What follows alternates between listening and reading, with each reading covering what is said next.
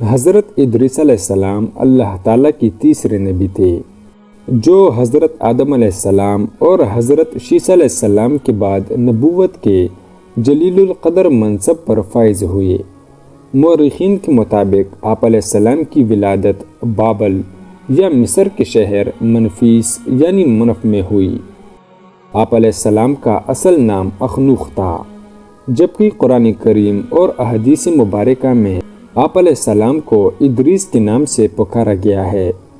روایات کے مطابق حضرت ادریس علیہ السلام نے دنیا میں لوگوں کو سب سے پہلے لکھنے، پڑھنے اور تعلیم حاصل کرنے کا درس دیا، بلکہ اپنی زندگی کا بیشتر حصہ اسی درس و تبلیغ میں صرف کیا۔ چنانچہ لوگ آپ علیہ السلام کو ادریس یعنی درس دینے والا کہہ کر پکارنے لگے۔ آپ علیہ السلام کا حضرت شیس علیہ السلام کی 5ویں پشت سے تعلق تھا۔ آپ علیہ السلام کا شجر نسب یوں ہے: ادریس بن یارت بن مہلائل بن قینن بن انوش بن شیس بن آدم علیہ السلام۔ حضرت شیس علیہ السلام کا انتقال ہوا تو کچھ عرصے بعد ان کے پیروکار بہت محدود تعداد میں رہ گئے۔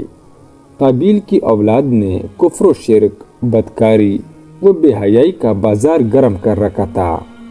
زناکاری اور شراب نوشی عام تھی۔ پاکیزہ رشتوں کی پہچان ناپید ہو چکی تھی۔ بتوں کی پوجا اور آگ کی پرستش ہو رہی تھی۔ گویا دنیا پر شیطان اور اس کے حواریوں کا راج تھا۔ حضرت آدم علیہ السلام اور حضرت شیس علیہ السلام کی قائم کردہ شرعی حدود اور احکامات الہی کو پامال کیا جا رہا تھا، اور یہی وہ وقت تھا کہ جب اللہ جل شانہ نے اس بگڑی قوم میں ایک نبی مبعوث کرنے کا فیصلہ کیا اور اس عظیم منصب کے لیے حضرت شیس علیہ السلام کی نسل سے حضرت ادریس علیہ السلام کا انتخاب فرمایا۔ حضرت ادریس علیہ السلام میں وہ تمام خوبیاں بدرجہ اتم موجود تھیں جو اللہ کے نبی میں ہونی چاہیے۔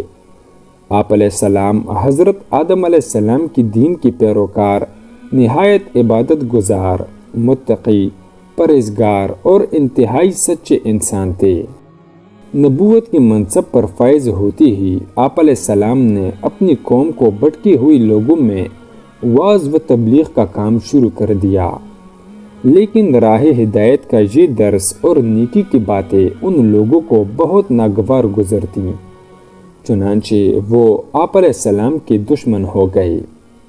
آپ علیہ السلام اور آپ علیہ السلام کے پیروکاروں کو طرح طرح سے اذیتیں دینے لگے، یہاں تک کہ آپ علیہ السلام نے ان کی اظہار ثانیوں سے تنگ آ کر بابل سے ہجرت کا ارادہ کر لیا اور اپنے پیروکاروں کو اپنے اس فیصلے سے مطلع فرمایا۔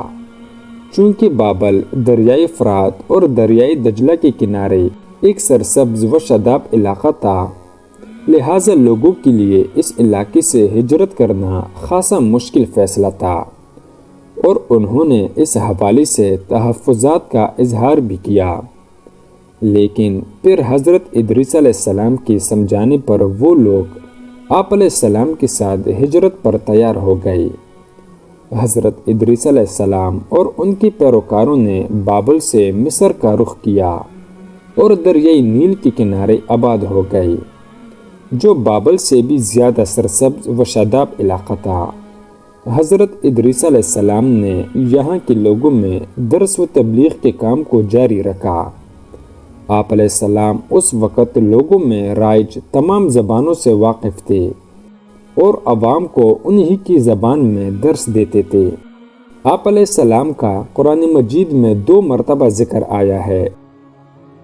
سورہ مریم میں اللہ تعالیٰ فرماتے ہیں، اور اس کتاب میں ادریس کا ذکر بھی کیجیے، بے شک وہ بڑے سچے نبی تھے اور ہم نے ان کو بلند رتبے تک پہنچایا۔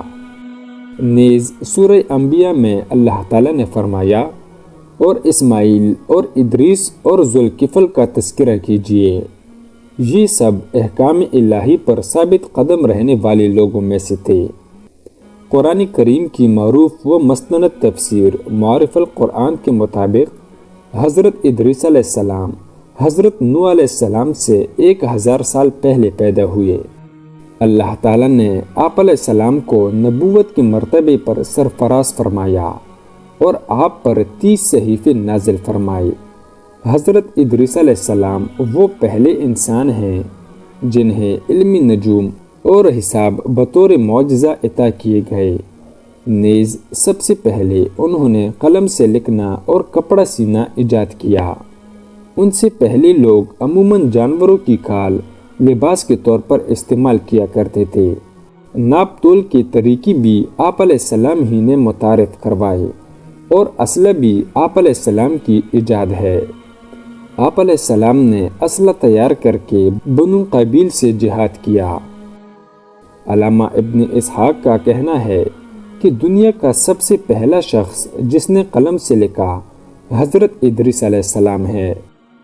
معاویہ بن حکم سلمی رضی اللہ عنہ سے مروی ہے کہ انہوں نے حضور صلی اللہ علیہ وسلم سے رمل کے بارے میں سوال کیا۔